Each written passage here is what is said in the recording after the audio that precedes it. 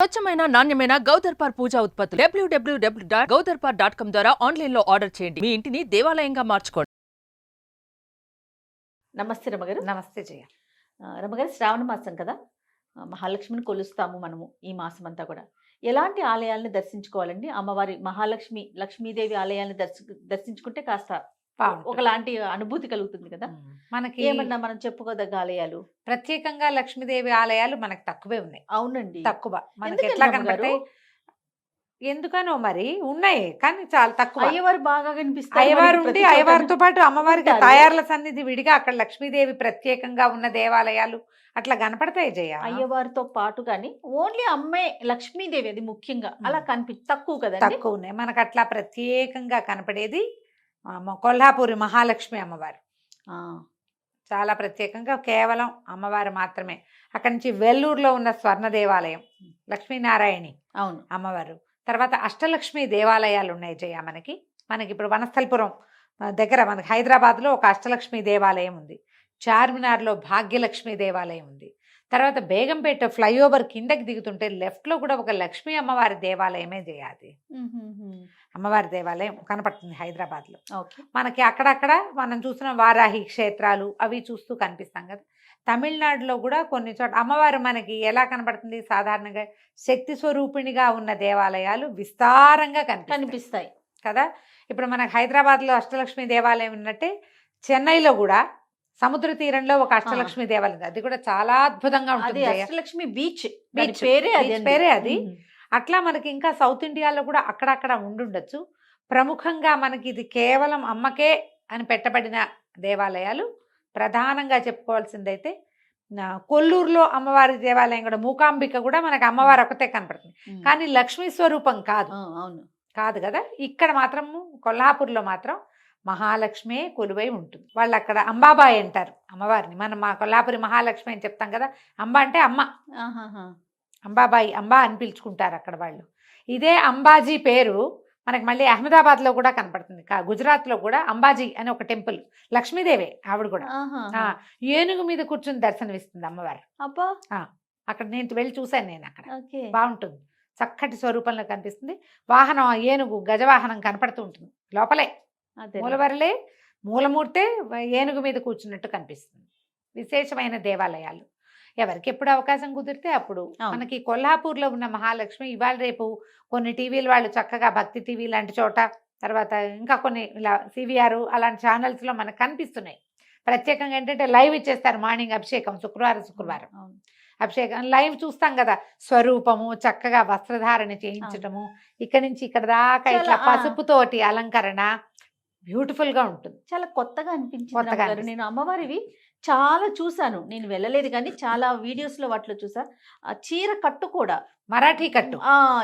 ఎందుకంటే ఇప్పుడు కొల్హాపూర్లో మహారాష్ట్ర కదా, మహారాష్ట్రలో ఉంది కొల్హాపూర్. అవును. ఇది మనకి ఈ కథను ఎట్లా చెప్తారంటే, మనకు సహజంగా తెలిసింది శక్తిపీఠాలు, మనకి అష్టాదశ శక్తిపీఠాల్లో కొల్హాపురి మహాలక్ష్మి అని ప్రత్యేకంగా నామధేయం కనపడుతుంది. సతీదేవే ఇక్కడ లక్ష్మీదేవిగా స్వరూపం చెందిందని మనమేం చెప్పుకుంటాం మనకున్న అష్టాదశ శక్తిపీఠాల లెక్కలో. అయితే దీనికి పూర్వగాథ మన వాళ్ళు ఏం చెప్తారంటే, వెంకటేశ్వర స్వామి వారి ఆగమనానికి ముందు విష్ణుమూర్తిని భృగు మహర్షి అవమానించాక అమ్మ వెళ్ళిపోయింది లక్ష్మీదేవి. పాలకడల నుంచి వెళ్ళిపోయి ఆయన వదిలిపెట్టేసింది, వైకుంఠంలో వదిలిపెట్టి భూలోకంలో కరవీరపురంలో ఉన్నది. ఆ కరవీరపురమే ఈ కొల్హాపూర్. అమ్మవారు అక్కడ తపస్సు చేసుకుందని, ఆమె అట్లా నిరామయంగా ఒక సరస్తీరంలో తపస్సు చేసుకుంటూ ఉంటే ఆమె పైన గోపురం లేదని దేవతలే ఆమెకి గోపురాన్ని నిర్మించారని కథ. ఇది ఒకటి చెప్తారు. రెండోది, అగస్త్య మహాముని ప్రతి ఏటా కాశీకి వెళ్ళి దర్శనం చేసుకునేవారట. అక్కడ ప్రాంతంలో చెప్పబడే కథ అన్నమాట ఇది. మనకు అగస్త్యుడి కథ ఎట్లా తెలుసు? ఆయన వింధ్య పర్వతాలని అణచడం కోసం ఆయన దక్షిణాపథానికి వచ్చేసి మళ్ళీ కాశీకి వెళ్ళలేదని కథ వింటాం మనం. కానీ ఇక్కడ ప్రత్యేకంగా వాళ్ళు ఏం చెప్తారంటే, మహారాష్ట్రియన్స్ చెప్పుకునే కథ, ఏటా నేను కాశీకి రాలేకపోతాను, కాశీతో సమానమైన క్షేత్రం ఏదైనా ఉంటే చెప్పు అని పరమేశ్వరుని అగస్త్య మహాముని ప్రార్థిస్తే, కరవీరపురం కాశీతో సమానమైన క్షేత్రమని అక్కడ అమ్మ కొలువై ఉంటుందని, అక్కడ ఆమెను చూసినా కూడా నన్ను చూసినట్టేనని విశ్వనాథుడే పరమేశ్వరుడే సెలవిచ్చాడని అక్కడ ఐతిహ్యం చెప్తారు. ప్రళయకాలంలోనట మొత్తం అంతా జలప్రళయం వచ్చేస్తుంది కదా మనకి, కొన్ని యుగాలు గడిచాక. అదే కదా చెప్పుకుంటాం మనం, యుగాంతం జరిగిపోయాక, ఇలాంటివి కొన్ని యుగాలు గడిచిపోయాక ప్రళయం వచ్చేసి మొత్తం అంతా జలం అయిపోతుంది, మళ్ళీ జీవం పుడుతుంది. ప్రళయంలో వచ్చినప్పుడు పరమేశ్వరుడు తన త్రిశూలాన్ని గుచ్చి కాశీనగరాన్ని పైకి లాగట్టు. అయితే అమ్మవారు తన కుడి చేతితోటి ఈ కరవీరపురాన్ని పైకి లాగింది, ఈ ప్రాంతాన్ని. కరము అంటే చెయ్యి సంస్కృతంలో, కరవీరం అమ్మవారి చేతి యొక్క శక్తితోటి పైకి లేచి వచ్చింది కాబట్టి కరవీరపురం అని పేరు వచ్చిందని, దానికే రకరకాల పేర్లు, చివరికి కొల్హాపూర్ అయిందని చెప్తారు. అదే కరవీరపురం.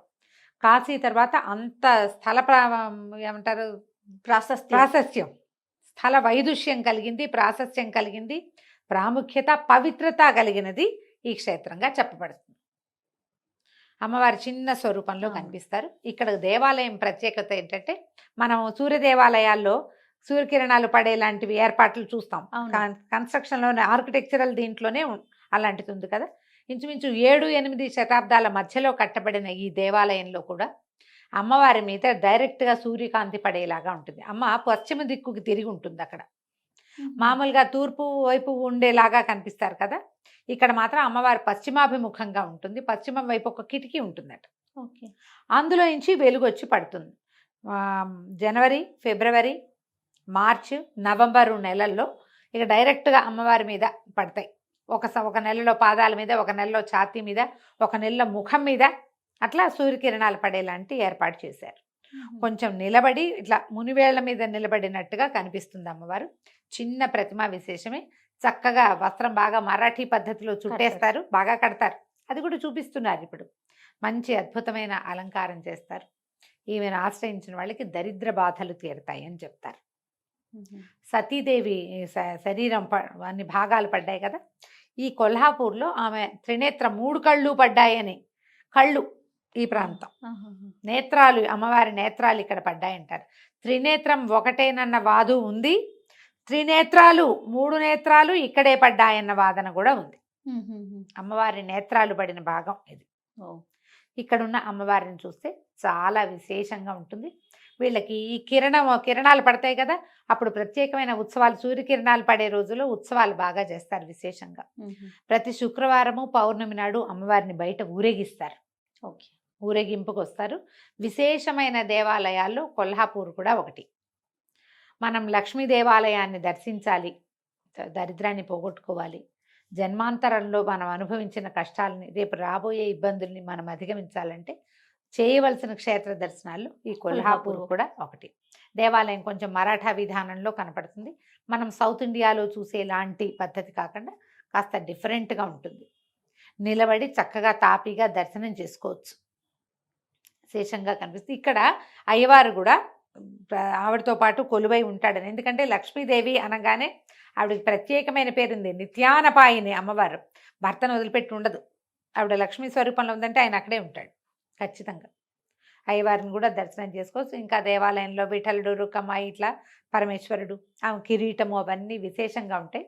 ఈ దేవాలయాల్లో ఉన్న విగ్రహాల పరీక్షకులు వాళ్ళు ఉంటారు కదా, ఇక్కడ కొలువై ఉన్న లక్ష్మీదేవి విగ్రహం 6-7 వేల సంవత్సరాల వయసున్న విగ్రహంగా చెప్తారు. వీళ్ళు మనకి దేవాలయం కట్టింది, ప్రస్తుతం మనం చూసే దేవాలయం 7-8 శతాబ్దాల మధ్యలో నిర్మించబడింది. 7-8 శతాబ్దాలు అంటే మన ముందే కదా, కొన్ని వందల సంవత్సరాలు అనుకుందాం. కానీ విగ్రహం అంత పురాతనమైనది.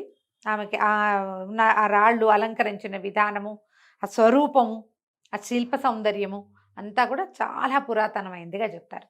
ఓ చక్కటి వజ్రాల కిరీటం అది ధరించుంది. అమ్మవారి వెనకాల సింహవాహనం ఉంటుంది. ఇక్కడ లక్ష్మీదేవికి సింహవాహనం ఉండటమే విశేషం. లక్ష్మి మామూలుగా కమలాలయ, ఆమె కమలాల్లో కూర్చుని ఉంటుంది. అవునవును కదా, 2 ఏనుగులు ఇట్లా నీళ్ళు వదులుతున్నట్టు, ఆమెకి కుంభాభిషేకం చేస్తున్నట్టు అట్లా కనపడుతుంది మనకి. కానీ ఇక్కడ సింహవాహనం, సింహమే వాహనం. అమ్మవారి వెనకాల సింహం కనపడుతుంది, సింహవాహనంగానే కనపడుతుంది. నేను చెప్పా కదా అంబాజీకి ఏనుగు వాహనంగా ఉంటుందని అహ్మదాబాద్లో, గుజరాత్లో. ఇక్కడ సింహంగా వెనకాల అమ్మవారు కనపడుతుంది. ఈవెన్ సతీదేవి స్వరూపం అవటం వల్ల కూడా సింహవాహనం ఉందేమోనని అనుకోవచ్చు మనం.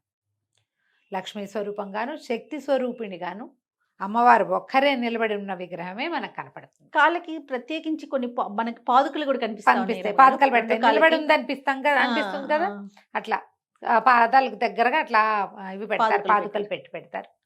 విశేషమైన దర్శనము. పెద్ద అంటే కొంచెం వాళ్ళ మరాఠా వాళ్ళ సాంప్రదాయాలు కూడా ఇంచుమించు మన వాటిలాగానే ఉంటాయి.